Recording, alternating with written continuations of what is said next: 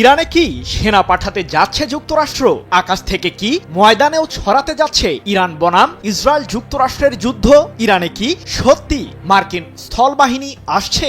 কারণ যুক্তরাষ্ট্রের প্রতিরক্ষা মন্ত্রী পিট হেগসেথ সম্প্রতি হুঁশিয়ার করে জানিয়েছেন, ইরানের বিরুদ্ধে কেবল মিসাইল কিংবা যুদ্ধবিমান দিয়ে হামলা চালিয়েই শান্ত থাকবে না মার্কিন প্রশাসন। প্রয়োজনে স্থলবাহিনীও পাঠানো হবে। তবে মার্কিন স্থলবাহিনীর জন্য অধীর অপেক্ষায় রয়েছে ইরানের সশস্ত্র বাহিনী। প্রশ্ন হলো, ইরানে প্রবেশ করতে কি সফল হবে যুক্তরাষ্ট্র, নাকি হার মেনে লেজ গুটিয়ে পালাতে বাধ্য হবে মার্কিন বাহিনী?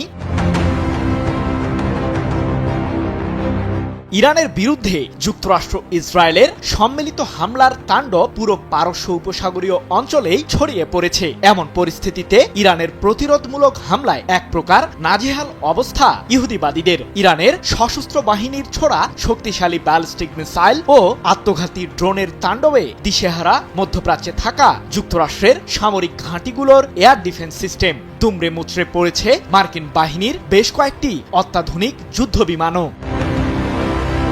আকাশপথের এই যুদ্ধে যখন ইরানের বিরুদ্ধে কোনো মতেই পেরে উঠছে না যুক্তরাষ্ট্র ইসরায়েল, ঠিক তখনই ইরানে স্থলবাহিনী পাঠানোর ইঙ্গিত দিলেন মার্কিন প্রতিরক্ষা মন্ত্রী পিট হেগসেথ। যুদ্ধ শুরুর মাত্র 3 দিনের মাথায় নিজেদের সক্ষমতা বুঝতে পেরে এমন তথ্যই দিয়েছেন যুক্তরাষ্ট্রের এই যুদ্ধমন্ত্রী। এমনকি চলমান এই যুদ্ধ বেশ কয়েক সপ্তাহ ধরে চালিয়ে যাওয়ারও ইঙ্গিত দিয়েছেন পিট হেগসেথ। এক প্রতিবেদনে বিষয়টি নিশ্চিত করেছে মার্কিন সংবাদ মাধ্যম দ্য ওয়াশিংটন পোস্ট।